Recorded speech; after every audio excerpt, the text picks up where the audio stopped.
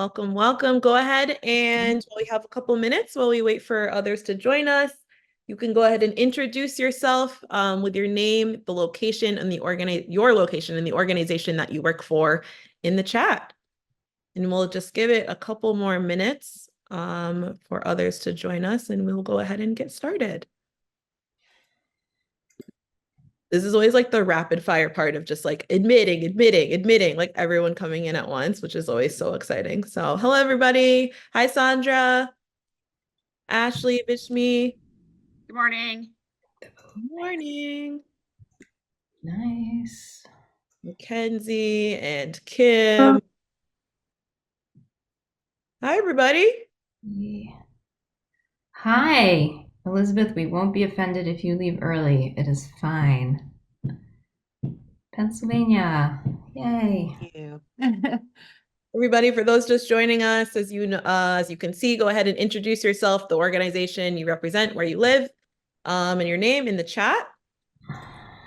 And it's 12:02, and we have a lot happening. So I'm going to go ahead and keep admitting people, but I'm going to get us started. So hello, welcome, happy Wednesday. Welcome to our second installment of our monthly Lunch and Learns, which are hosted exclusively in the Women's Power Collaborative.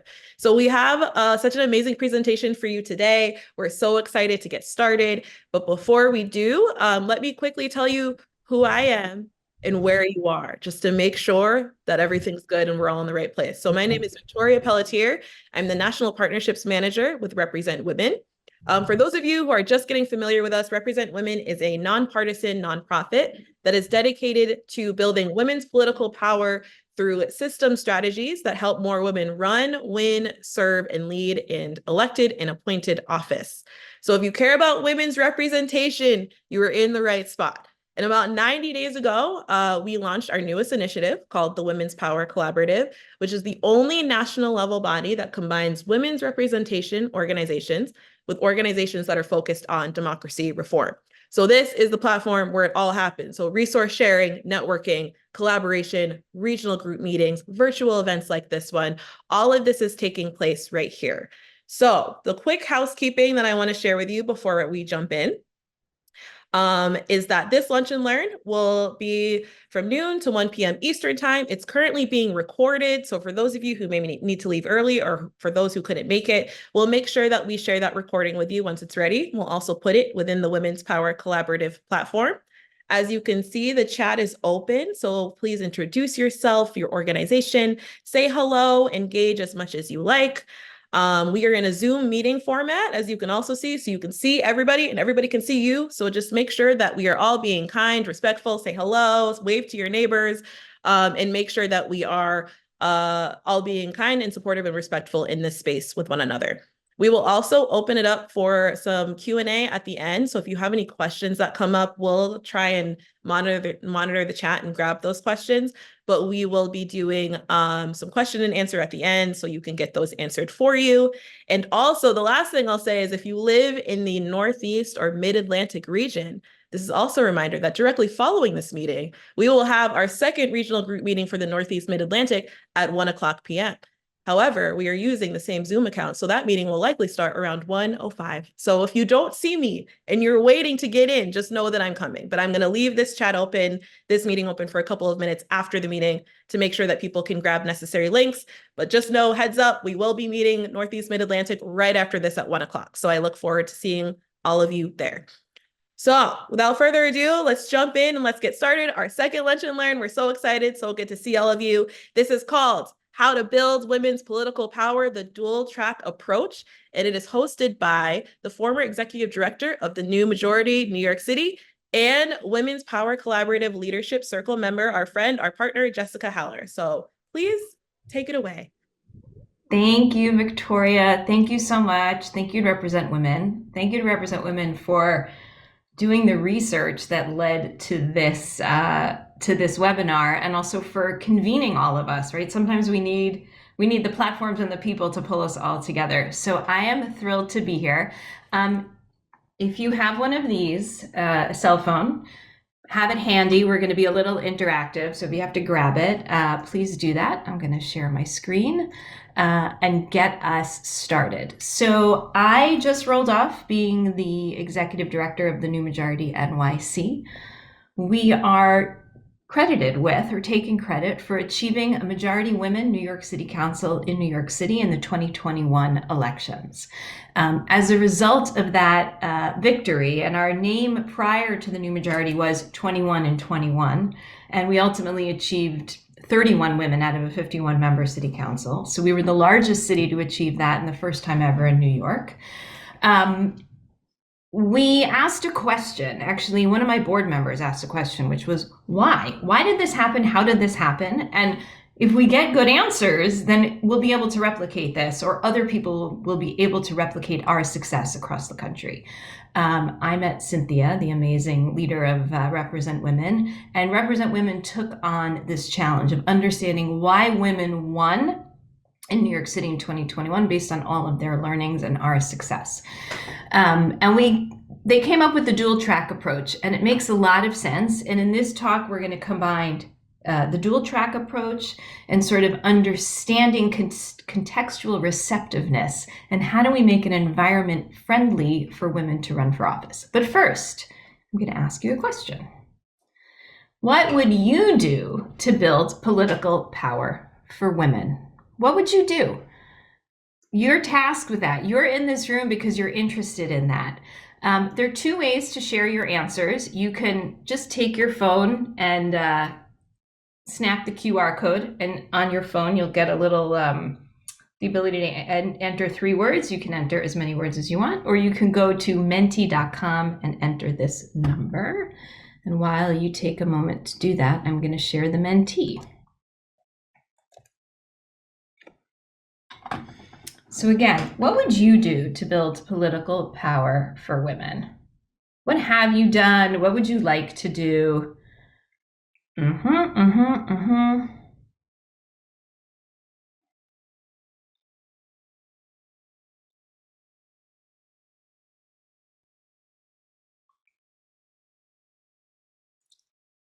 Great, great, great, great. Quote is interesting.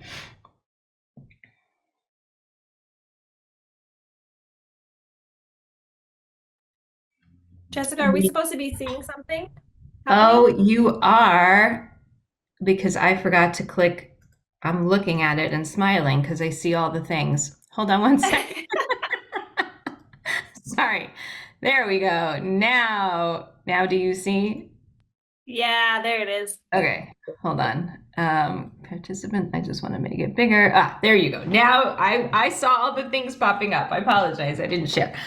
Okay, so keep going. All right, I see money, ranked choice voting, RCV, gender quotas, connections, money, money, money, systems, coaching, mentorship, research. This is great. Systems changes. Systems changes. So women represent, or not represent, women are 51 to 52% of the population in this country. And women from presidency to school boards across the country have never surpassed 29% of representation. So what's going on? Why is it, right? What is wrong with our systems? Because I see here we're looking at systems changes that we have not been able to achieve the representation, the 50%. And the other statistic is that 60% of the voters across the country are women. And that's a whole other session we could talk about why that is. But we're the majority of the voters, we're slightly the majority of the population, and yet only about a third of the elected representatives across the country. So let's see, I'm gonna now volunteer on campaign. I love that. Yes, yes, we all need volunteers. All right, I'm gonna stop share. And I'm gonna go back to my presentation. Great. So a lot of the things that I saw in our word cloud are things that we actually did. The first was early endorsement. We came out early. Endorsement interviews were August July, August, with August, September endorsements for a following June primary in New York. 21 and 21 came out before the unions, before the advocacy organizations getting behind women. Councilmember Rita Joseph, who's a council member in Brooklyn, she's the chair of the Education Committee, which is a very powerful committee in New York, credits her momentum with New Majority or 21 and 21's early endorsement. She said she was not the machine candidate. She was, coming in from, she was an independent grassroots candidate. And she said without the early endorsement of that organization, she would have never picked up the momentum, the donors, the support to get to where she is. And ultimately she's won 2 elections since that moment. Mentorship. Every first ranked endorsed candidate is given a mentor. So I'm going to tell you a couple of stories about mentorship. I think former Councilmember Helen Rosenthal is on this call. I think I saw her pop up, and I'm going to use her name for 1 second, in 2 places. Mentorship is really important, and it's really important in a couple of different ways. There's a Councilmember, Julie Wan, who when she was endorsed, I said to her, who would you like as a mentor? And she said, I'm so glad you asked. I am chair, it was for her second term. I have been chair of the contracts committee in the council. I would like Helen Rosenthal to be my mentor because she chaired that committee in the prior council, right? So there's sort of subject area. This is my area and I'd like to be connected to this person. But there's another way. I found, I forgot to say, for those of you who don't know, I actually was a candidate in the 21 cycle. So I'm speaking both from leading the organization after the race, but also from being a candidate myself. And when I was a candidate, I was introduced to Helen. I found her and I adopted her, if I could say that, as a mentor and still to this day. And that's great. We found each other, we engaged with each other, we had a lot in common. But what the New Majority did, or 21 and 21 did, is they said, Jessica's running in the Bronx. There's a huge Latino community in the Bronx. What if we connected former Speaker of the New York City Council, Melissa Mark Viverito, who was actually one of the founders of the New Majority, 21 and 21, as Jessica's mentor? And what I would say there is that is incredible value of the women's organizations, meaning we should all find, adopt, and identify mentors for ourselves. But sometimes there are mentors in other communities that we would not have access to, or candidates would not have access to, unless the organizations make them happen. And the women's organizations have the power to do that. I think I've had conversations even with Victoria about women in New York to help her with her situation of being one of the lone women in her council, and using those relationships. Which then brings me to networks. So what kind of networks are we talking about? Well, the New Majority did things like host a labor happy hour, right? Labor is really important in our cities, but how do you know? How do you know what unions there are? How do you know the people that you're supposed to call and the political directors? So have happy hours, invite all the labor folks, invite all the candidates, put name tags on, throw them in a room and see what happens. But we also have other kinds of networks. And I was happy to see on our word cloud, someone say volunteer. They're people, men, women, anybody who want to support candidates. Right? So let's network together with people who want to be involved in campaigns and want to get behind strong people whose values they believe in with the candidates. That's another form of network. And then the last one, which I think is really important, is each other. In New York City in 2021, I think nearly 400 people ran for New York City Council. We'll talk about that in 1 minute. There were a lot of open seats because of term limits. Of those nearly 400 people, I, as a candidate in the 21 cycle, and a lot of the women who ran, who both won and who didn't win, formed a network and formed a bond and worked together, and to this day continue to work together, such that the ones that are in the council achieved 1 level of success. 14 of the women who ran and didn't win their council seats went on to party positions in New York and to other elected offices. And right now, 2 of them are sitting in the New York State Assembly. So the ability to connect with each other because you're in the trenches together, again, is what is the value that the new majority brought and that the women's organizations can bring. Be the power. This ecosystem,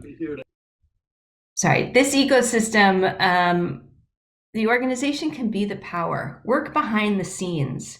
If you find out that something is happening, let's say in a newspaper, that something's going to come out in a newspaper, or women are not being treated well, we had some really interesting and horrible instances of candidates, let's just say, really mistreating some of our endorsed candidates. We use the power of our networks. We use the power of the organization to make things happen behind the scenes. And that really helped improve the contextual receptiveness. So I'm going to jump to that for 1 second. And on the bottom, the URL, you'll see the New Majority NYC also has a report, and that's a link to it if you ever want to take a look at it. I gave you the statistics before. 60% of the voters, 52% of the population, and 30% of the elected office. If you were to ask a typical man or a typical woman if they think that they're ready to run for office, hey, do you think you're ready to run for office, or would you like to run for office, or is that something you think you can do? 57% of women will say yes, and 73% of men will say yes. When women run for office, they win at the similar rates as men. There's not a difference in winning rates based on gender, but there is a difference in willingness to become a candidate. So the more work that the organizations on the ground do in the ecosystem of women's organizations to improve the receptiveness and the ability for you to walk into a room and say, oh, I know those labor guys, or, oh, there's my mentor who used to lead the city council, or there's someone who looks like me, or there's someone who has the same skill set as I, even if they don't look like me. It improves the ability for women and underrepresented communities to stand up and say, I'm ready to do this, I'm in. The other thought, which also leads to receptiveness, are pipelines and pledging to live the values. So the New Majority NYC has done a couple of things to improve the pipelines. One is, I'll just say, internships. You can never have too many paid internships to bring younger women, high school, college, you name it, into the system to let them see what you're doing and put them in front of people who are there and introduce them and network them. And we've also established a Young Leadership Council. And the Young Leadership Council is a group of women, we say in your first job to sort of early 30s, who want to learn about and engage in building political power for women in New York City, in our case, in New York City. When we started the Young Leadership Council 2 years ago, 2 women were interested in running for council. And at this moment, one of them actually is running for New York City Council, and the other is actually taking over as the incoming executive director of the New Majority NYC. Ebony Simpson will welcome her shortly, I hope, to this group as well. So the pipelines matter. Showing what's possible matters and is great. And then pledging to live the values. We asked, 21 and 21 asked every candidate in the 21 cycle, because there was ranked choice voting, and we'll get to that on the next slide, but because there was ranked choice voting, 21 and 21 asked every candidate if they pledge to support in their ranks the other women in their race. We're going to use the systems of ranked choice to help promote women and make sure that do you pledge to support each other? Some did, some didn't, but I think overwhelmingly the women did. Additionally, we asked each woman to pledge that when they get to council, when they win, to hire a balanced staff, a staff that was representative of their community. And we did the research after. We called every council office. We counted up every staffer. And what we found out was that every single one of the women, whether they had taken the pledge or not, because some of them weren't necessarily endorsed by the organization, achieved gender parity in their staff. And from the men's council offices, they did not. I think it was less than 40% had achieved. But I think that two things. One is identifying it and asking people to live the values, right? Do you support the advancement of women in leadership? And if you do, then you have to live those values when you're in office. So the first track, just to summarize, the first track is an ecosystem of things. Maybe it's software. I was thinking about it. It's like software that you can do in your city, in your space, and if you're a national organization across the country, where you are functioning in this ecosystem of women supporting women organizations who are coming forward and doing any one of, or hopefully all of these things. And then what's the other track? And I also saw this in the word cloud. New York City in 2021 was the perfect storm. We were at year 8 after former Mayor Michael Bloomberg employed term limits, 2 4-year terms. So we had 35 out of 51 open seats in the 21 election. We have a public finance option. What is it in New York City? Donations from city residents up to $175 for a city council seat are matched 8-1. 8-1. So candidates in low-income communities could take a $10 donation from a neighbor, and it's then worth $90 to their campaign. So we had very low average donation size, and we ripped down barriers for candidates when it comes to being able to finance their campaign. And as a side note, if you're slightly more fiscally conservative and terrified by the notion of the city government paying for the campaigns, it's less than 1% of the budget. It's actually a tiny enabling this kind of representation is actually a very, very tiny percent. It was less than, I think it was like 0.5% of the New York City budget. So it doesn't really impact. It's not like you have to raise taxes to do this. Also, because remember, campaign finance not only comes with giving money to the campaigns, but it comes with spend limits. You have to be efficient. You can't spend a lot of money. You gotta function within a limit. It was also the inaugural ranked choice voting year. There were a lot of ranked choice voting advocates on this call. And here we are. We tested it out. Ranked choice voting meant that for the first time, you had to talk to you had to be nicer to the candidates around you. I believe that Mino Laura and she's another mom and another woman running for council in my district. I think we announced the first RCV agreement in all of New York City because we were running in a special election in March. And the February races were the first implementation of RCV. And then I think they had about 3 or 4 test runs in small special elections before the major June primary. And then the fourth thing in the perfect storm goes back to what I was just talking about, which is a complete ecosystem of women supporting women organizations. Vote Mama helps moms. Women of Color for Progress helps women of color. I mean, you name it.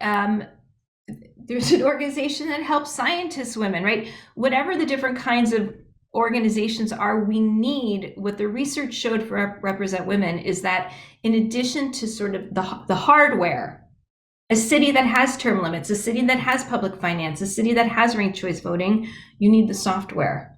You need the continuous people, like the people on this call, doing the work all the time, identifying the next group of women, bringing them in, training them, engaging them, putting them forward, helping them win, and then helping them win again and again and again. Research also has shown that the power of incumbency is actually weaker for women.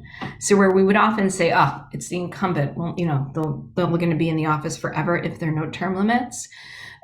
research has shown that the incumbency power for women in office, people are more likely to question achievement, which what that means to us and the new majority. One of the reasons the organization called the new majority is because the ecosystem of women supporting women's organizations needs to continue doing the work until such a time, let's say 20 years from now, a generation from now, when our kids are on this call and I don't know what we're doing, but our kids are on this call in the next generation, then maybe we could talk about slowing down, but we can't until then. So I want you to pause for a second and think about what are your goals? I'm going to use an example. A good friend was put in charge of an organization supporting Latinos across the country. And I thought for a second, if her goals are, and I think she was focusing on Latinas across the country, if she wants to do that, where should she start, right? Where do you start? And then what are your goals? So are there term limits? Is there public finance? Is there ranked choice voting? It doesn't have to be inaugural. Sorry, that was a typo, right? Is there ranked choice voting where you want to function for the group of people that you want to support, for the women that you want to support? And then identify your ecosystem. Right? Does Emily's List function in your city? Is Rank the Vote in your city? Is Fair Vote in the city? What is your ecosystem? Who are the organizations? Is Planned Parenthood in your city, and what can they do to help? Who's endorsing candidates? Who has values that align with your values in this work that could be part of the ecosystem? Maybe they're not a women supporting women organization, but in the work that they do, they can become part of the work that you want to have done. So think about it for a sec.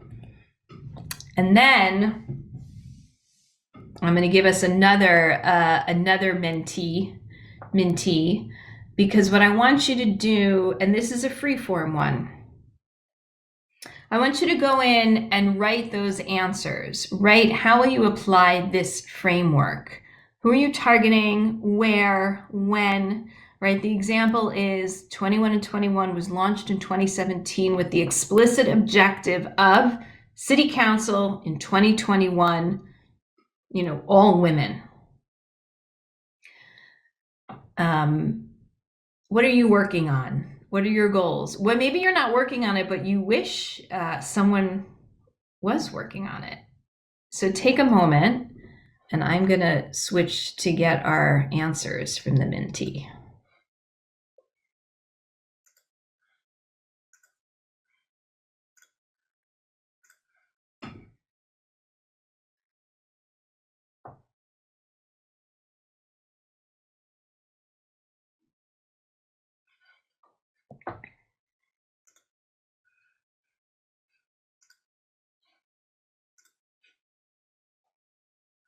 Great.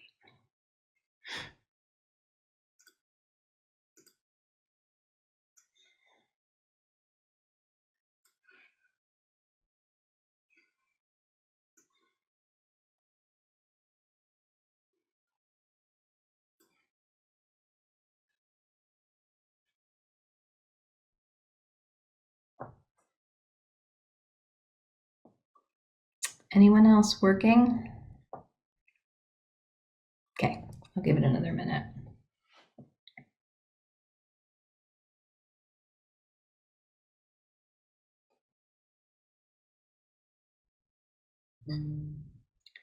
Both tracks in the dual track approach, so both the hardware and the software, or the environment and then the ecosystems, however your brain works and however you want to think about it,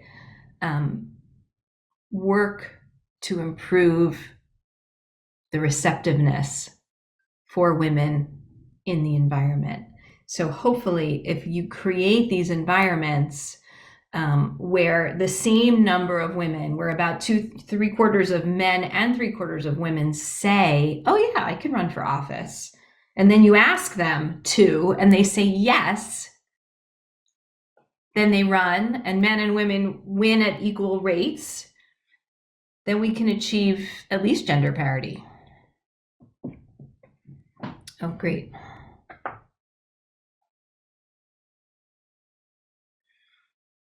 All right, someone wrote Emily's List. I'm not sure what, if the question is how does Emily's List apply this framework? Emily's List works across the country. They work everywhere. I would love to see prioritization of cities because, right, Emily's List is a big part of the ecosystem. What if you prioritize the cities that have the environment in place? And what if Represent Women handed you a list of the top 100 cities and whether or not they have matching funds, public finance, ranked choice voting, and term limits, and they actually have that list. And team, you could put the link to that. But I think for national organizations, that the question is, well, where do we work? And I think taking the both of those things, right? Where there's a weak ecosystem, maybe you have ranked choice voting in place, but there are not a lot of organizations focusing on women. Okay, so that's where maybe Emily's List or any of the other national organizations should focus. Yes, coalitions with pro-women organizations across New York. Yeah, let's strengthen the ecosystem because we did it in New York City, so we can do it in other places. Targeting groups in the Women's Power Collaborative and specific region, local organizers, and other aggressive, trying to push RCV in their communities. Yeah, ranked choice voting works. I think last lunch and learn session was really focused on ranked choice voting.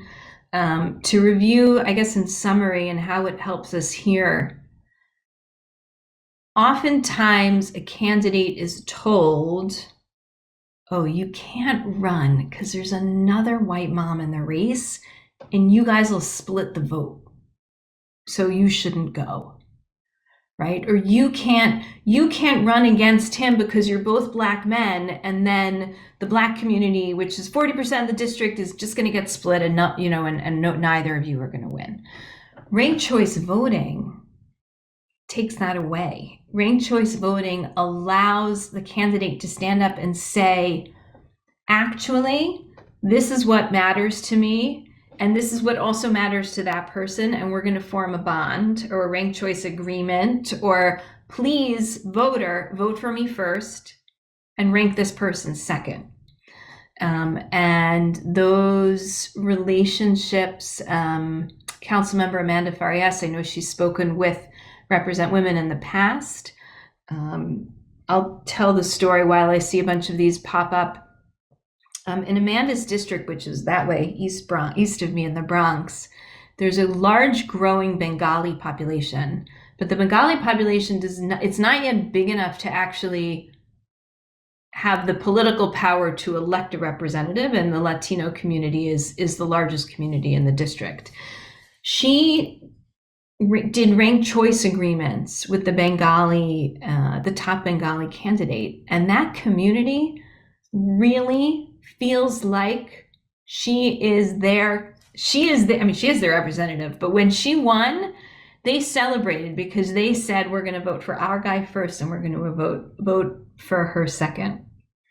And that's exactly what happened. Is he fell out and his votes went to her, and that put her over the top and she was able to win. So the community really felt represented. They really felt like they voted for her, and it really allowed her to come in. Okay, we're working to pass open primaries and ranked choice voting in Nevada. Amazing. Yes, open primaries. We need that in New York too. Women currently serving or soon serving, advancing systems reform, legislative pay, public finance, more and more and more over the coming decade. Okay, great. Great. Let me go back to my purple. I think with that, we hit kind of what everybody's working on.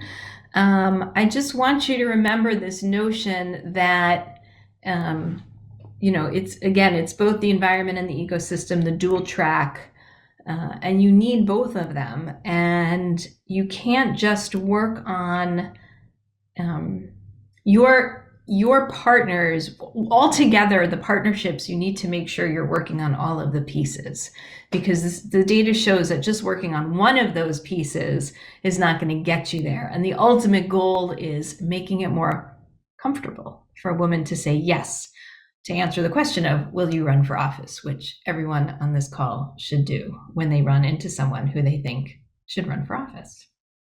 All right, I'm happy to take questions.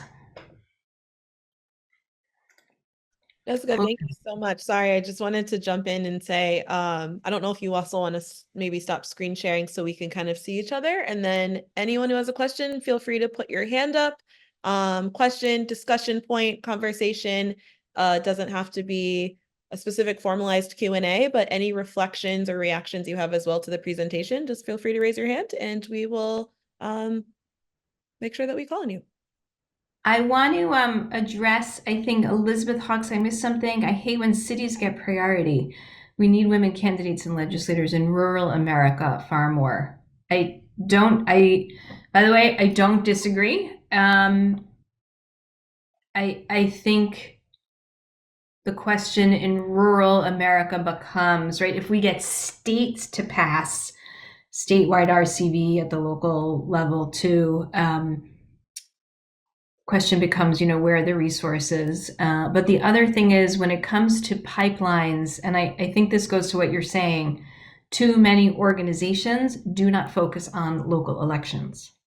The reason why 21 and 21 was started is because early board members, Amelia Adams, pulled all of what would be the ecosystem in 2017 into a room and said, right, Planned Parenthood has got the pro-choice people, but only at state and federal levels. And this one's where, Eleanor's Legacy Estate, and this one's only supporting federal. Nobody was working at the city level.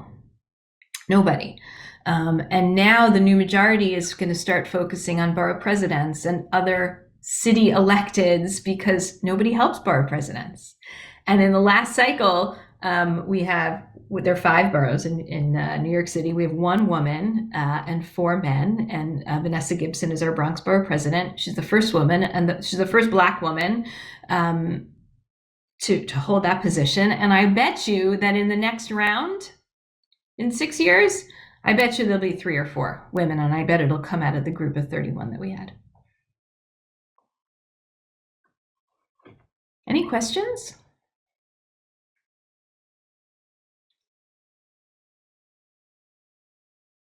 Any stories you want to hear? Any interesting stories you want to tell with positive or negative experience with any one of these?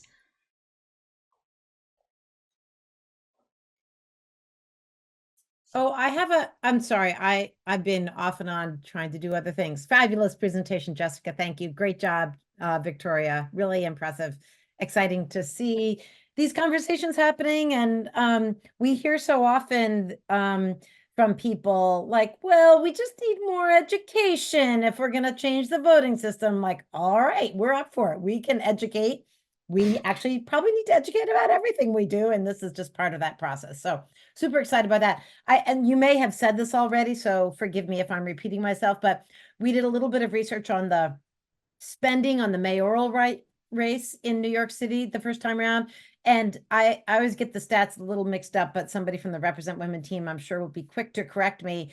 But because we often hear, well, my candidate didn't win. But one of the interesting things, when you look at the amount of money that flowed into the New York City mayor's race, that that over 90% of it, I believe, went to the male candidates, and either 3% or 7%, can't remember the stat, went to the 3 women candidates, and yet they came within a 0.5 percentage point of winning the mayoral race. So I think that's just a good indication that changing the incentives in the campaign process and rewarding candidates who can find common ground, and like the amazing Amanda story and others, really can over time change the culture of our politics in a significant way. And we have seen in some other jurisdictions as well that candidates can win because they do a good job with grassroots organizing and outreach and those endorsing organizations and the relationships with people in the community. And it's not just the candidates who have the most money who are winning. So anyway, maybe some quick person on my team can come up with that graph, but Great. I think I saw Alpana's hand. Yeah, go ahead. You want to take yourself off mute? Yeah, I've been in this field like 15 years fighting for justice in United States, 5 years in Seattle. I have done couple of trainings, ready to lead and all that, but since I'm only a green card holder, I'm not a citizen at the moment. So I think I cannot run, right? I have to wait till I get the citizenship. Is that correct? This is a question. So I believe it will depend on where you are and what level of government you want to run for. you can See, probably run for school board, I believe. It varies. In my city, you could run for anything, but we're not peculiar. in Washington. You can't run for. You have to be a citizen. Anyway, I will be helping those candidates, and I'm doing that. And I am attending all the meetings, staffer meetings of Pramila Jaipal, Adam Smith, Patty Murray, and Canfield here in Seattle. From last 5 years, I completed that. So I know the policy and policy change and would be a good fit for assisting someone who really wants to win. And my second question is, do your organization does those trainings, ready to lead and ready to win, and those candidates, your organization does that? So the new majority does not do trainings like that. We'll have issue-based sessions about how to solve homelessness in New York City, right, for timely sessions. There are two reasons. One is there are a lot of organizations in this country, right? Vote, Run, Lead is not right. We have, and through the Women's Power Collaborative, there are a lot of organizations in this country that are doing training. The other thing is men don't need, those 73% of men who say yes, they're going to run for office, it's not because they sat through a class, right? I mean, maybe, right, you need to feel about what's the process. Okay, we can train, but I can't nationally train you on the process of how to run for, to be a town alderman in Mamaroneck, right? Like I can't, that's not a national training. So it was two reasons. One is we didn't want to duplicate efforts. We wanted to, rely on our sister organizations. And two is my slightly skeptical belief in training. I will tell you, before, it was funny because it was a Zoom class before COVID, which was rare. I did a She Should Run course with 40 women, bipartisan, across the country. It was fantastic. I grabbed mentors from that process, but I was the only woman who ran for office out of those 40. And I was going to run anyway, right? Like, so anyway, Chastity and then Elizabeth. Thank you, Jessica. I think Elizabeth had her hand up before me, so I want to be courteous to her. Oh, sorry. Okay, go ahead. Okay. Actually, my hand went down. I had to put it back up again. I just wanted to say, if you know anyone that wants to run in Kentucky, I am ready to be part of their pipeline. Okay. Yeah. Let's put that out there on the Women's Power Collaborative. I feel like that's our national reach. I mean, let's do it. I love it. Thank you. Unfortunately, I think I think I'm the only one here from Kentucky, but one of the best ways to learn is to volunteer for other people. Yeah. I especially would like to volunteer to other women. I would ask everyone on this call to use the chat. How would you encourage or find women in Kentucky? Like, does anyone know anyone? Does Emily's List have reach out there? Does Planned Parenthood have reach out there? I mean, like, what are the national organizations that we know of or connected to? Anyone can use the chat to sort of give Elizabeth any info.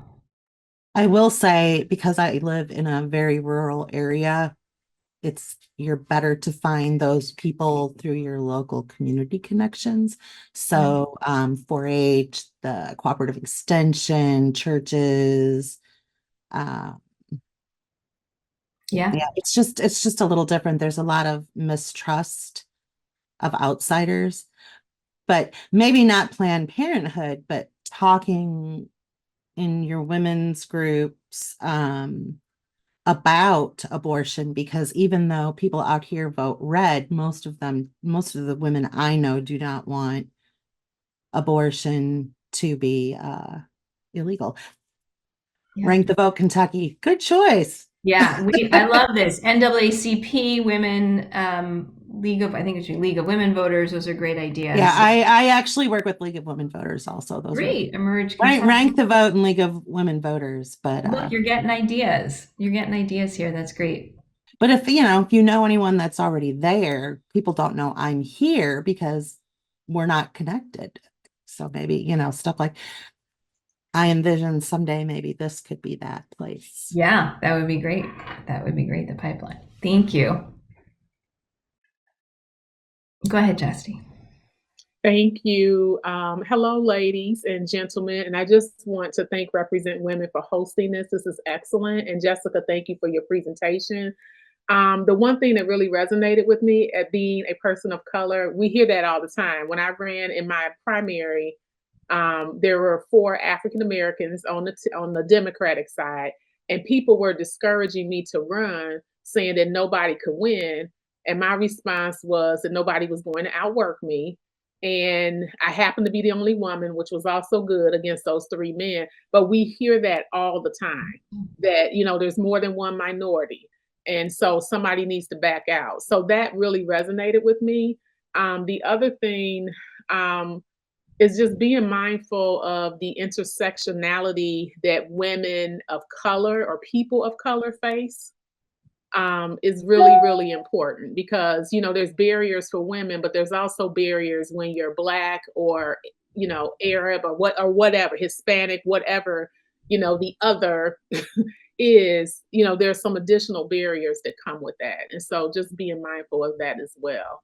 And, I think it's really important that there's some type of support out there because I don't think women in particular, are really prepared once they win to transition into the government side and what the expectations are, which is why I'm coaching now because you're getting it from every angle. You are getting it from every angle. And, many of us don't have support. We don't have a housekeeper. We don't have a nanny. We don't have somebody. We're still doing all the other stuff we do as women, when we're elected. And so there needs to be some support of helping women to really understand the expectations and to get that support team in place to help them as they transition from the campaign to actual. Absolutely. Then that's a really great point. And I want to actually mention something. Our organization, the new majority does not stop supporting at the election. We've run it twice because we had the 21 elect cycle and the 23 cycle, New York City Council 101. And in 2021, it was a series of courses, like literally how a bill becomes a law in New York City, like putting in your LS and this and that, to how to survive a speaker's race, right? Because when you have a new council, we have a new race for council speaker, which is like a whole circus and a half. And it doesn't end there. And continuing to help. I will tell you I believe we had 11. We had a total growth in moms. I don't remember what the numbers are. It went from like 2 to 11. And one of the things I noticed between the 21 and the 23 cycle were the 3 women who were most behind on the fundraising for their next cycle were the 3 women who had just had babies. Yeah, by the way, I'm a mom of 4, right? I get it, right? I get it. So I made phone calls. How can I know, how can we help, right? Like, how can the organization help? Because when I looked at the fundraiser, everyone's doing well. Wait a minute. These 3 are not doing, yeah, she's not a baby. Yeah. Really important. Yeah. Okay, if I may too, just the comment you made about when the nastiness starts with the women candidates and how you all kind of, I laughed when you said you went behind the scenes because my mind went dark about taking out kneecaps, and that's a joke. It was a little dark. But I little dark, yeah. But I think having that structure in place too, because it is so nasty. And what I see and have experienced is they don't attack women on their policy. They don't say that Victoria is horrible. She wants to pass this, whatever. It becomes a personal attack on her appearance. They often go after you and accuse you of horrific things like sexually explicit.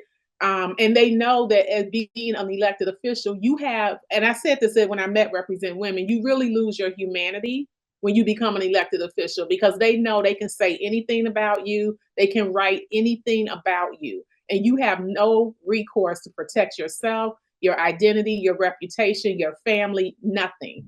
And so having that support in place behind the scenes where people, you come after a woman, that women unite, or whoever that team is that unites to stop that needs to be present everywhere, because it's happening to every woman. And so I want to encourage the women. Encourage women.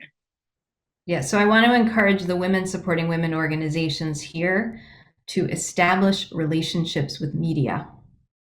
Establish relationships with media. Why are you saying no? Because you need to be able to call up and say, this story that you think you're going to publish is not true, or make sure you get the right side. You need to have the relationships, which is what the levers that we've pulled in the past behind the scenes, to help the women. And positive media improves receptiveness. Wanja, I see all the way from Kenya, you have a question. I thank you for dialing in from so far away. I really appreciate it. Hello. Thanks so much for the presentation, and thank you to all those who sent very useful links. I will be glad to read more. My name is Wanja. I lead an organization called the Hummingbird Grassroots Center, which is an organization that empowers young women with disabilities on matters political, education, politics. In the 2022 elections in Kenya, I was vying for the member of parliament in my constituency, but I lost. I just wanted to reflect on something that Jessica told us, that there is no much disparity between the ability to win, or I don't know her choice of words, when people already have the candidature, but there is disparity between willingness to be a candidate. I wish to reflect on the Kenyan scenario by giving 3 examples. Now, Kenya is divided into 47 counties. Now, we started having counties in 2013 because we had the new constitution in 2012. Now, when we had the election in 2013, of all the people who wanted to be governor of the 47 counties, there was 0 women who won. However, it's because around 3 women vied. And then we went to 2017, where around 16, if I'm not wrong, women vied, and the women who are elected were 3. It's a positive change from 0 to 3. And then in this election that I lost, when more women vied to be governor, right now we have 7 women governors in Kenya.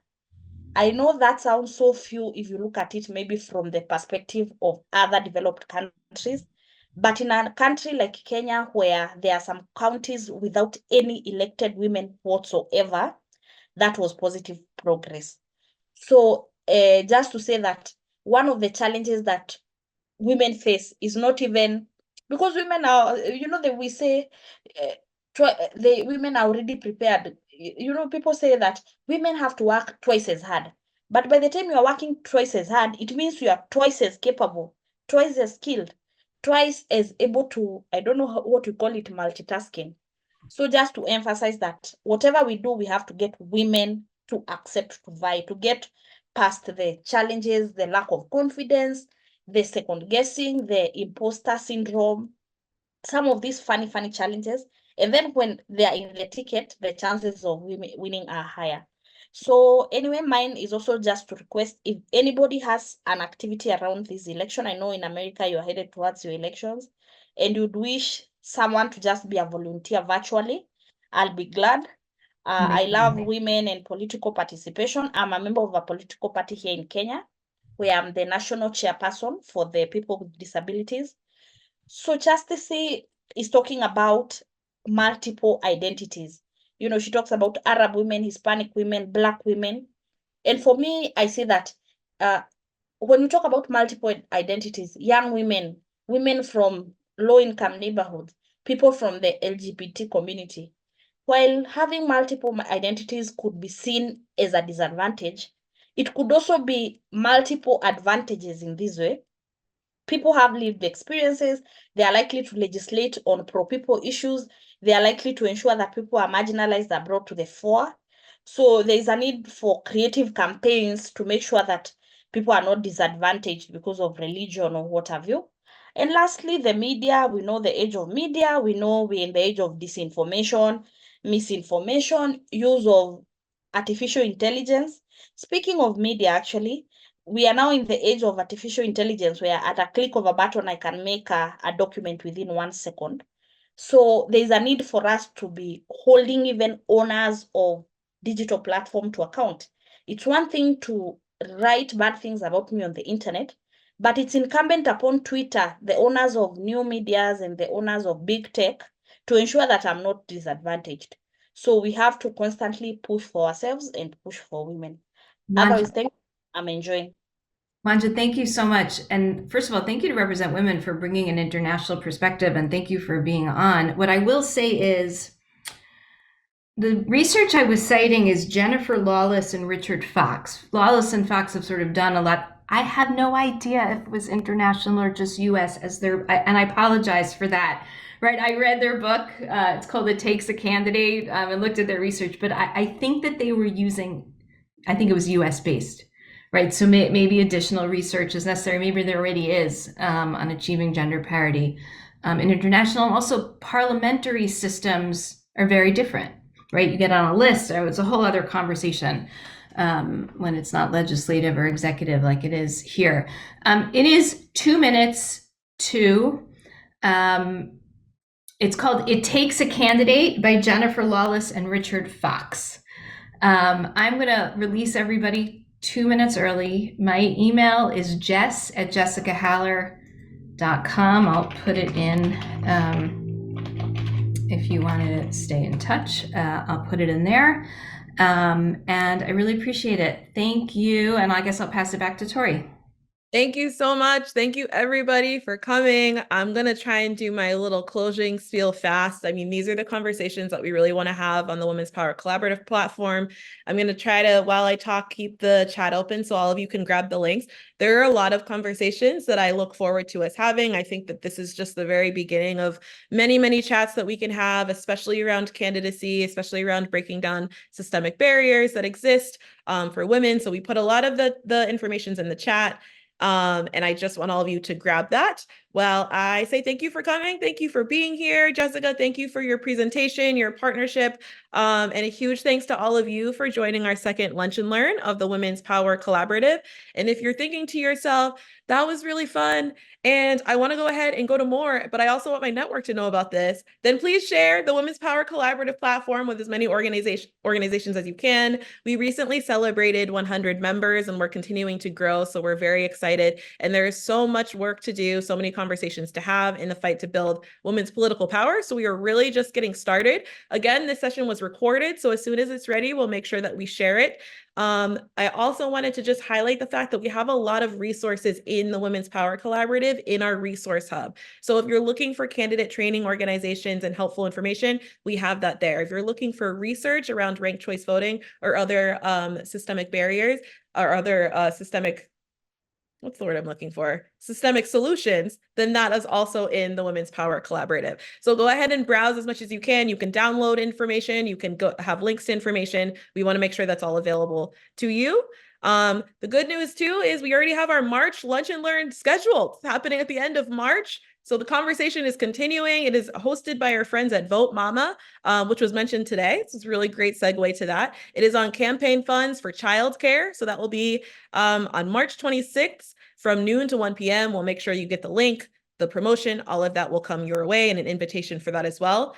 And also, if you are going to the Northeast Mid-Atlantic meeting, go grab a drink, have a little snack, and we will probably start 5 or 10 minutes late. So I'll see all of you over there that are in that region. And to the rest of you, I look forward to seeing you on the platform. We have so much more to talk about. So we really look forward to having these conversations with you and hosting them within this exclusive space. So tell everybody you know about the platform. And we look forward to continuing to engage and have these conversations in the fight for women's representation. So thank you all so much. I'll leave this open. Grab the links. Thank you for being here. Thank you, Jessica. Thank you to the Represent Women team.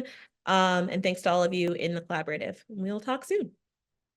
Take care. Thank you. I just wanted to conclude with 2 lines that I'm getting emails from Alisa, because I work a lot in democracy, and I'm in their board also from last 5 years.